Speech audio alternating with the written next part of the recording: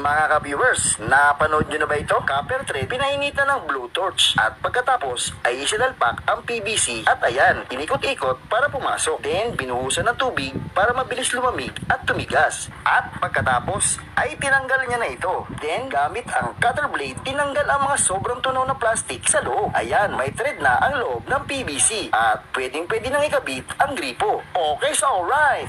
Next naman, PVC, nilagyan ng pinong buhangin ang loob, nilagyan ng tape ang dulo, at pinainitan ang parting gitna gamit ang blowtorch. At pagkatapos ay binaluktot naman ito ng paganyan at sinawsaw sa tubig para lumamig at tumigas. Then, inalis na ang lamang pinong buhangin. Sunod ay hiniwa ang bandang leeg ng plastic bottle at dinikit ito sa dulo ng PVC gamit ang magic adhesive. Then, yung plastic cup naman ay binutasan ng maliliit at ikinabit naman sa ulo ng plastic bottle na nakakabit naman sa PVC. So ayan, gawa na ang shower type na gripo. Ang galing ng ideyang ito. Okay, so alright! Mga viewers, video credits to the owners.